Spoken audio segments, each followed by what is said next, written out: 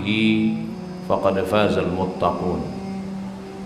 Hadirin jamaah Jumat yang dimuliakan Allah Subhanahu wa taala. Ahasiban nasu ayyutraku ayyaqulu amanna. Apakah manusia itu dibiarkan begitu saja mereka mengatakan amanna, kami beriman, wahum la yuftanun, lalu mereka tidak diuji? Allah bertanya kepada kita semua, apakah manusia itu dibiarkan begitu saja mengatakan kami mukmin, kami muslim, kami beriman, wahum la yuftanun, lalu mereka tidak diuji? Maka semua yang mengaku kami beriman, di saat itu dia sedang mengatakan ujilah aku. Ketika kita berani mengatakan aku beriman, maka saat itu kita sebenarnya sedang mengatakan ujilah aku. Maka jangan heran kalau ujian itu datang, karena keberanian mengatakan aku beriman kepada engkau ya Allah, aku beriman kepada engkau wahai Rasulullah, aku beriman kepada malaikat, kitab, nabi-nabi, rasul-rasul, hari kiamat, takdir. Konsekuensinya kita sudah mengatakan ujilah aku. Maka ketika ujian itu datang, kita jangan terkejut, karena itu adalah konsekuensi daripada iman, daripada keyakinan. Namanya kita sebut di dalam salat subuh, zuhur, asar, maghrib, isya, qabliyah, ba'diyah, tahajud, witir, doa, tasbih. Kama sallaita ala Ibrahim wa ala ali Ibrahim, kama barakta ala Ibrahim wa ala ali Ibrahim. Nama Ibrahim kita sebut 4 kali karena ujian yang luar biasa. Lahir seorang ayah bernama Azar. Azar bukan hanya sekedar penyembah berhala, dia yang menciptakan berhala. Idh qala Ibrahimu li abihi Azara atattakhidhu asnaman alihah. Ketika Ibrahim berkata kepada bapaknya Azar, kenapa engkau menjadikan berhala-berhala itu sebagai Tuhan wahai Azar? Apa jawab Azar? La illam tantahi, kalau kau tidak berhenti menceramahi aku, kalau kau tidak berhenti mendakwahi aku, la arjumannaka, aku lempar engkau pakai batu sampai mati, wahjurni maliya, tinggalkan aku. Apa kata Ibrahim alaihissalam? Sa'astaghfiru laka rabbi, aku akan tetap memintakan ampun kepada Allah untukmu wahai Azar. Innahu kana bi hafiyya, sesungguhnya Allah itu amat sangat denganku dan dia akan mengabulkan segala doa-doa. Lulus satu ujian, tapi ujian belum selesai, bahkan ujian baru saja dimulai. Lalu kemudian Nabi Ibrahim alaihissalam berhadapan dengan penyembah bintang, matahari, bulan. Mereka mengakui bahwa nasibnya diatur oleh bintang gemintang. Ada orang mengatakan Nabi Ibrahim mencari Tuhan. Falamma ra'al qamara bazighan qala hadza rabbi. Ketika Nabi Ibrahim melihat bulan mengatakan ini adalah Tuhan. Falamma afala qala la uhibbul afilin. Ketika bulan hilang saat matahari terbit, aku tidak suka kepada bulan yang sudah menghilang. Falamma ra'asy syamsa bazighatan qala hadza rabbi hadza akbar. Ketika dia melihat matahari muncul, ini Tuhan, ini lebih besar. Ibrahim alaihissalam tidak mencari Tuhan karena dia nabi. Sebenarnya Nabi Ibrahim alaihissalam sedang mengajarkan kepada umatnya bahwa matahari, bulan, bintang gemintang bukan Tuhan, tapi makhluk ciptaan Allah subhanahu wa ta'ala. Tidak ada hubung kait nasib manusia dengan bintang gemintang yang diyakini manusia sekarang sebagai astrologi, sebagai zodiak, percaya kepada ramalan perbintangan. Nabi Ibrahim alaihissalam ingin mengajak umatnya berdialog bahwa bintang Neptunus, Merkurius, Pluto dan Mars tidak berkuasa terhadap nasibmu. Kadzdzabal munajjimun walau shadaqu. Berdusta ahli perbintangan, kalaupun betul ramalannya itu hanya kebetulan saja. Man ata'arrafan, siapa yang datang kepada peramal, fasaddaqahu bima yaqul, percaya dia pada ramalan, falam tuqbal lahu salatun arba'ina lailah, tak diterima salatnya 40 hari 40 malam. Man ata'arrafan, siapa yang datang kepada peramal, au kahinan atau dukun, fasaddaqahu bima yaqul, percaya dia pada ramalan itu, faqad kafara bima unzila ala Muhammad sallallahu alaihi wasallam, maka dia dianggap sudah kafir, ingkar kepada wahyu yang sudah diturunkan Allah kepada Sayyidina wa Maulana Muhammad sallallahu alaihi wasallam. Nabi Ibrahim lulus dengan menghadapi ujian penyembah bintang gemintang. Ujian belum selesai. Nabi Ibrahim berhadapan dengan umat yang menyembah patung-patung yang besar-besar. Ketika mereka pergi ke kebun, Nabi Ibrahim menghancurkan patung-patung itu. Lalu dia ambil satu kampak, dia gantungkan di leher patung yang paling besar. Setelah mereka pulang dari kebun, mereka melihat tempat ibadah mereka hancur, bertebaran, berserakan, berkeping. Mereka mudah, ini pasti perbuatan Ibrahim. Mereka menangkap Nabi Ibrahim. Mereka berkata, a anta fa'alta hadza bi alihatina ya Ibrahim, apakah engkau yang sudah melakukan ini wahai Ibrahim? Engkau sudah menghancurkan Tuhan-Tuhan kami. Nabi Ibrahim menunjuk patung yang paling besar. Bal fa'alahu kabiruhum hadza, yang melakukan ini adalah patung yang paling besar. Fas'aluhum in kanu yantiqun, tanyalah patung-patung itu kalau mereka mampu berbicara. Nabi Ibrahim ingin mengajak akal, fikiran, otak masyarakatnya. Kalau melindungi dirinya saja tidak mampu, apalagi melindungi kalian. Tapi yang namanya manusia, kalau dia kalah dengan argumentasi, kalah dengan otak, dia akan gunakan ototnya. Mereka menganiayanya. Berhadapan bukan dengan masyarakat, berhadapan bukan dengan pemimpin yang biasa, berhadapan dengan orang yang berkuasa 400 tahun lamanya. Sampai saking lamanya dia berkuasa, lalu dia bertanya, ailahun ghairi, adakah Tuhan selain aku? Dia tidak hanya menyembah berhala, tapi pada akhirnya dialah yang memberhalakan dirinya dan berkata, adakah Tuhan selain aku? Namanya Namruz. Lalu kemudian apa kata dia? Harriquhu, bakarlah Ibrahim alaihissalam. Mereka membakar Nabi Ibrahim. Mereka mengumpulkan kayu-kayu, mereka menghidupkan api unggun, mereka lemparkan Nabi Ibrahim ke dalam api unggun. Di saat itu terjadilah mukjizat. Apa kata Allah Subhanahu wa ta'ala? Ya nar, wahai api, kuni bardan, jadilah engkau sejuk. Andai ayat itu hanya sampai sejuk, maka bekulah Nabi Ibrahim.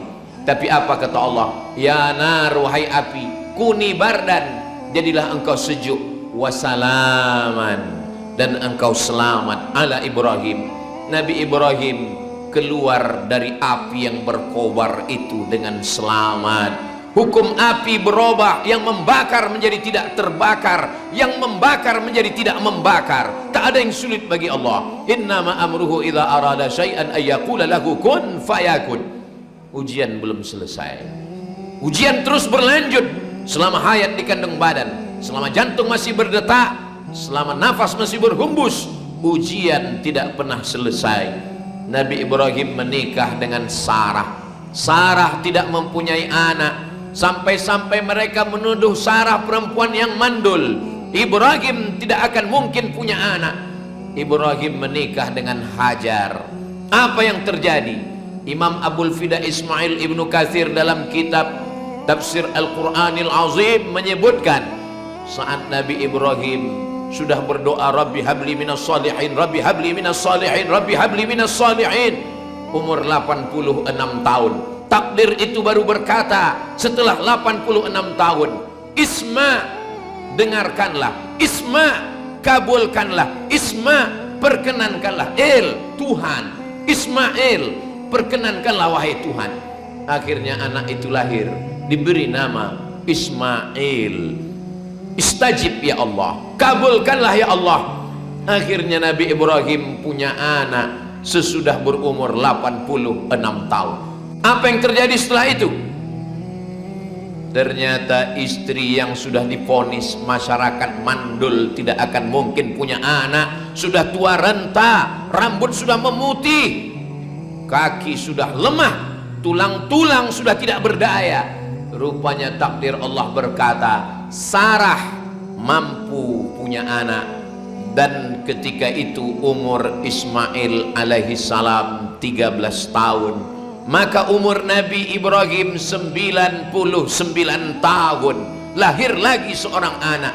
Allah cuma ingin berkata kepada manusia, yang kau katakan tidak bisa kata Allah, yang kau katakan bisa tidak kata Allah. Selesaikah ujian? Belum. Allah ingin menguji Ibrahim alaihi salam. Anak ini mesti diantarkan ke tempat yang jauh. Nabi Ibrahim masih tetap dalam ujian. Ujian menghadapi pemimpin yang zalim, sudah. Ujian menghadapi ayah, sudah. Ujian menghadapi penyembah berhala, sudah. Ujian menghadapi penyembah bintang gemintang, sudah. Sekarang dimainkan dengan ujian perasaan. Perasaan istri Sarah, Hajar, sudah. Perasaan jauh dari anak, dia mesti jauh. Nabi Ibrahim alaihissalam membawa anak itu ke tempat yang kering kerontang. Jangankan tanaman, lumut pun tidak ada. Apa kata Nabi Ibrahim saat melihat anaknya jauh dari pelupuk mata? Askantu min zurriyati, aku tinggalkan anakku, buah hatiku, belayan jiwaku, di wadin ghairi dzi zar'in, di sebuah lembah yang tak ada tanam-tanaman, inda baitikal muharram, di samping rumahmu yang mulia ya Allah. Nabi Ibrahim kembali ke Palestina, sementara Hajar dengan Ismail tinggal di lembah yang amat sangat panas itu. Air sudah mengering, tidak ada minuman. Ujian tidak hanya datang kepada Ibrahim alaihissalam, ujian itu datang kepada anak bayi yang tidak berdosa. Apa dosa Ismail? Apa salah Ismail? Ismail bayi, belum akil balik, dia kehausan. Tapi Hajar bukan wanita lemah. Hajar bukan orang yang berpangku tangan. Hajar melangkah ke bukit Sofa, tidak ada air. Ke bukit Marwah, tidak ada air. 500 meter dia pergi berjalan. Ternyata air itu bukan datang dari tumit kaki yang berjalan. Air tidak keluar dari tumit kaki yang melangkah. Air tidak memancar dari tumit kaki yang berlari. Air itu keluar dari tumit kaki bayi yang belum bisa berdiri. Di saat Hajar sudah kembali dari bukit Sofa, dia kembali dari bukit Marwah, dia lihat air keluar dari tumit anaknya Ismail alaihissalam. Apa kata Hajar? Zamzam, Zamzam, berkumpullah wahai air, berkumpullah wahai air.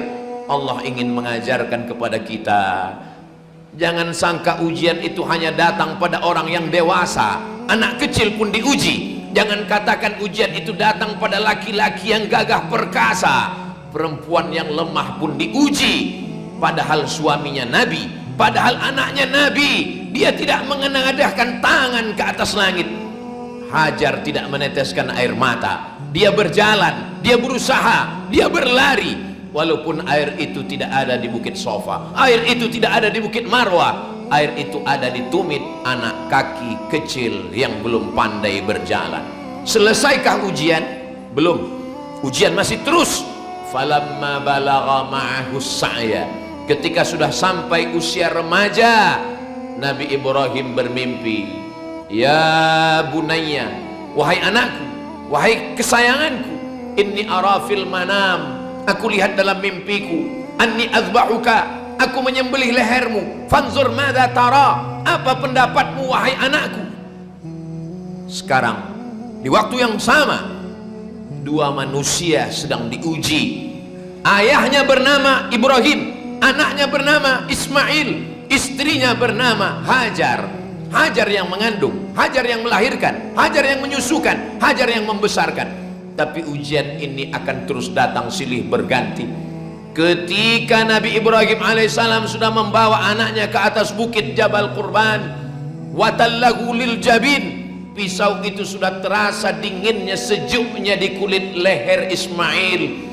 Wafadainahu bidzibhin azim, kami menebus dengan sembelihan yang besar.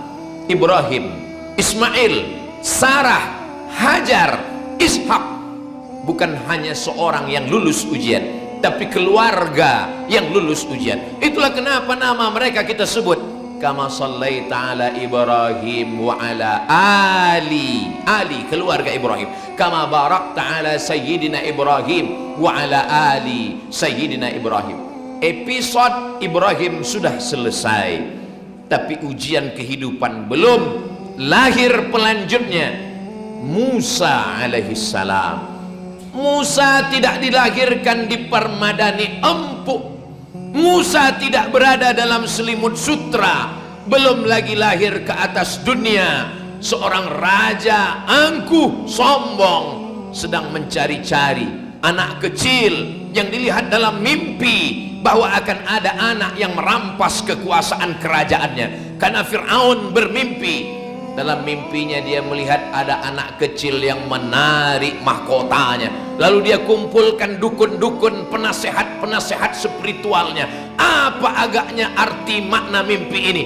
Kata dukunnya berkata, ada anak kecil yang lahir tahun ini dan dia akan merampas kekuasaanmu. Semua anak-anak kecil yang dilahirkan di tepian sungai Nil disembelih. Yudhabbi'una abna'akum, dia menyembelih anak-anak laki-laki. Wa yastahnuna nisa'akum, anak perempuan dibiarkan hidup karena bukan ancaman. Apa salah anak kecil? Anak kecil yang tak berdosa, anak kecil yang tak tahu apa-apa, anak kecil yang tidak bisa berbicara, tapi mereka disembelih oleh penguasa yang zalim. Apa kata ibu Nabi Musa alaihissalam? Allah berfirman, wa auhayna ila ummi Musa, kami kirimkan ilham kepada ibu Nabi Musa, an ardi'i, susukan anakmu. Fa inni khifti alaihi, kalau kau takut anakmu nanti akan disembelih oleh Fir'aun dan bala tentaranya. Fa alqihi fil yammi, hanyutkan dia ke sungai Nil. La takhafi, jangan kau takut. Wa la tahzani, jangan kau sedih. Inna radduhu ilaik, kami akan mengembalikannya kepadamu. Wa ja'iluhu minal mursalin, kami akan menjadikannya salah satu dari rasul-rasul kami. Tidak ada satupun ayat bercerita tentang ayah Nabi Musa yang gagah, yang perkasa, yang kuat, yang bertenaga.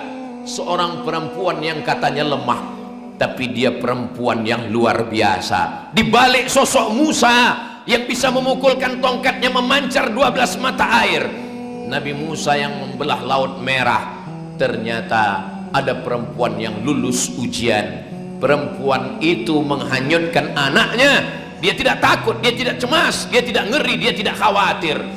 Anak itu dilepaskan di sungai terpanjang di dunia, menembus Afrika Utara hingga ke lembah Victoria, melewati berbagai negara. Dengan binatang berbisa, anak itu lepas. Anak itu hanyut, bukan ke hutan, bukan ke gurun. Anak itu hanyut ke tempat pemandian istri Fir'aun yang memang sudah lama merindukan seorang anak. Asiyah namanya. Ketika dia melihat ada kotak kayu, lalu dia memanggil dayang-dayangnya untuk mengambil kotak kayu itu. Apa gerangan? Ternyata setelah didekatkan ada sesosok bayi.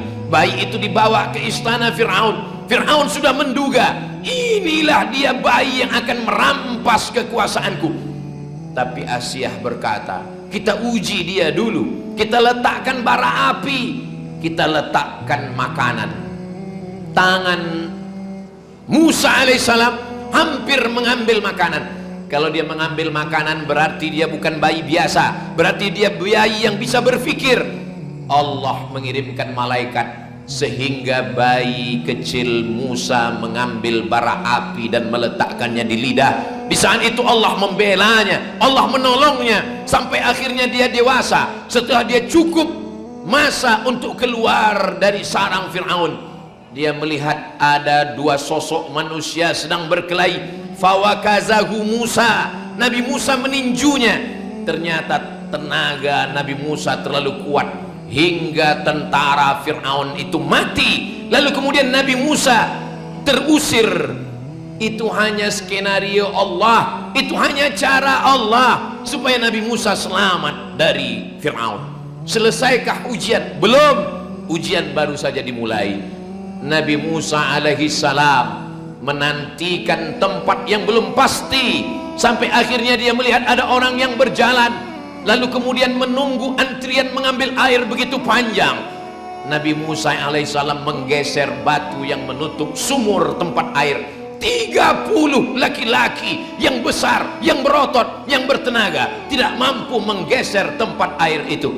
Tapi batu itu digeser oleh seorang Musa, perempuan yang merasa terhutang budi, menawarkan Nabi Musa untuk kembali ke rumah ayahnya, bertemu dengan Syuaib. Apa kata perempuan itu? Inna khaira man ista'jartal qawiyul amin. Wahai ayahanda, engkau ingin menjadi pencari pekerja, engkau ingin mencari seorang yang bisa mengembala, engkau mencari orang yang bisa mengurus keluarga karena engkau sudah tua renta. Orang yang bisa menolong itu mesti kuat dan bertenaga, dan dia orang yang amanah. Kata Syuaib, mana orangnya? Inilah orangnya, dia adalah Musa. Dari mana engkau tahu bahwa Musa ini orangnya kuat? Karena tadi kami mengantri ingin mengambil air, dia menggeser batu yang tidak mampu digeser 30 lelaki yang dewasa. Dari mana kau tahu dia laki-laki yang amanah? Saat kami berjalan, kami berada di depan, angin bertiup kencang, lekuk tubuh kami terlihat. Di saat itu dia menyuruh kami berjalan di belakang karena dia menjaga matanya, menjaga kehormatannya. Perempuan yang menyelamatkan dirinya, tidak ada satupun ayat yang menyebutkan kecantikan anak Syuaib. Apa yang membuat Nabi Musa menikahi anak Syuaib dengan mahar 8 hijaj, 8 tahun, disempurnakan Nabi Musa menjadi 10 tahun mengembalakan kambing-kambing Syuaib. Apa agaknya kelebihan anak Syuaib itu?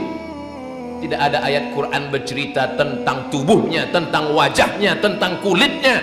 Satu-satunya ayat yang menceritakan kelebihan anak Syuaib adalah tastahyi tamshi ala istihya, tamshi ala istihya. Perempuan yang berjalan dengan rasa malu, perempuan yang berjalan dengan rasa malu layak dipinang dengan mahar 10 tahun mengembalakan kambing ayah-ayahnya. Selesaikah ujian? Belum. Ujian perempuan lulus, ujian disembelih Fir'aun lulus. Setelah ujian mengembala kambing itu sampai masanya, Allah memerintahkan Nabi Musa alaihissalam pergi menghadap Fir'aun. Idhab ila Fir'aun, pergilah engkau menghadap Fir'aun, innahu tagha, dia sudah melampaui batas.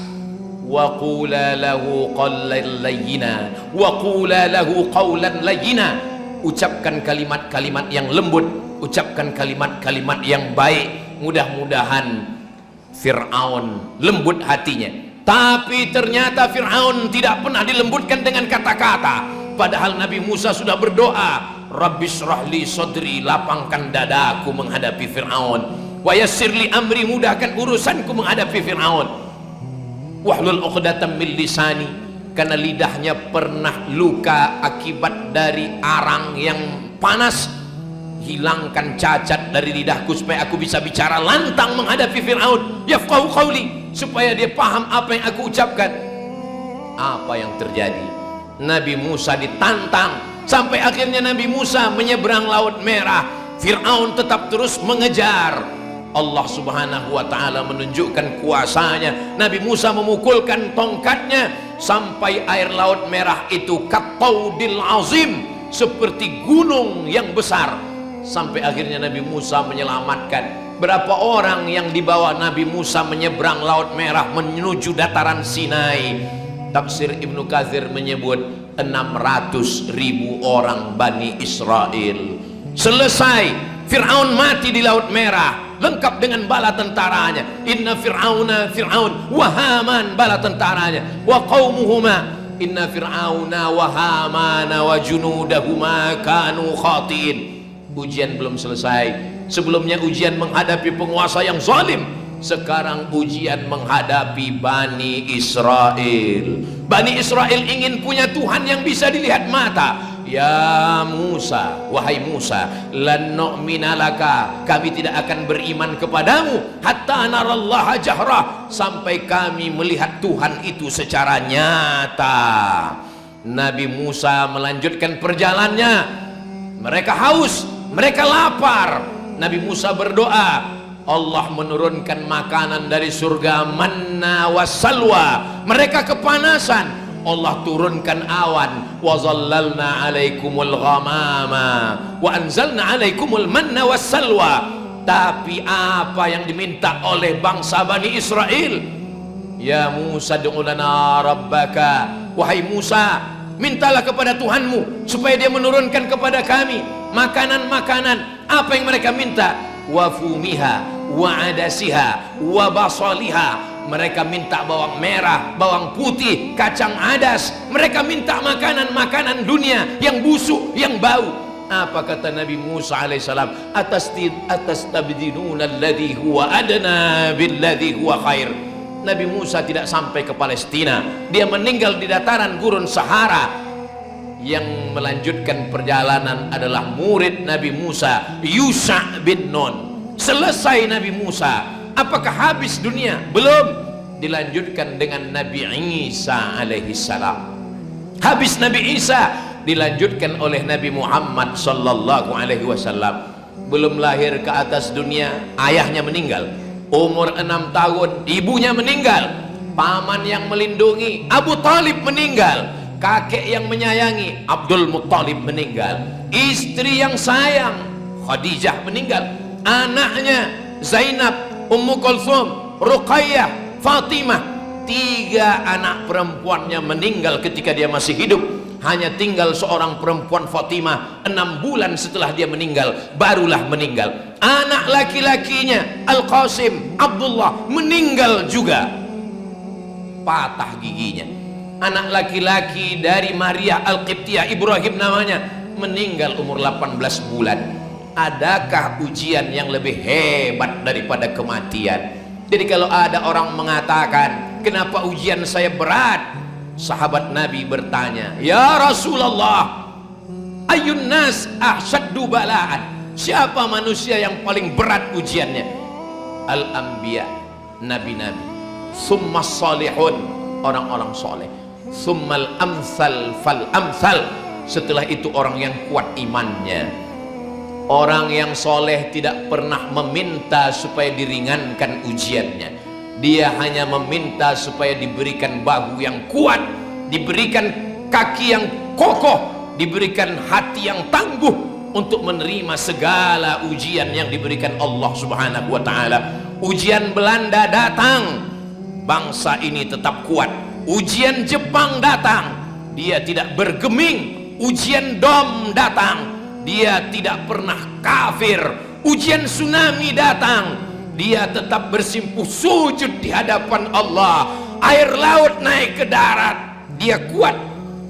Gunung tumbang, air tumpah, dia tetap juga kuat. Kenapa? Karena Allah di akhir zaman ini mau menunjukkan masih ada manusia-manusia yang kau katakan lemah hanya karena sosial media, yang kau katakan hilang imannya hanya karena iman setipis kulit bawang. Di akhir zaman ada bangsa yang dipilih oleh Allah. Mudah-mudahan bangsa itu adalah kita. Mudah-mudahan bangsa itu adalah saudara-saudara kita yang masih tangguh menghadapi ujian. Tak ada yang bisa kita ucapkan selain alhamdulillah, karena masih istiqamah dalam iman dan Islam. Alhamdulillahi rabbil alamin, wassalatu wassalamu ala ashrafil khalqi ajma'in, sayyidina wa maulana Muhammadin wa ala alihi wa sahbihi ajma'in. أشهد أن لا إله إلا الله وحده لا شريك له وأشهد أن سيدنا محمدا عبده ورسوله لا نبي بعده. قال الله تعالى في القرآن العظيم وهو أصدق القائلين: أعوذ بالله من الشيطان الرجيم. يا أيها الذين آمنوا اتقوا الله حق تقاته ولا تموتن إلا وأنتم مسلمون. وقال تعالى في آية أخرى: يا أيها الذين آمنوا اتقوا الله وقولوا قولا سديدا يصلح لكم أعمالكم ويغفر لكم ذنوبكم ومن يطع الله ورسوله فقد فاز فوزا عظيما. عباد الله أوصيكم ونفسي بتقوى الله. عباد الله أوصيكم ونفسي بتقوى الله وطاعته فقد فاز المتقون. بارك الله لي ولكم في القرآن العظيم ونفعني وإياكم بما فيه من الآيات والذكر الحكيم وتقبل مني ومنكم تلاوته إنه هو الغفور الرحيم.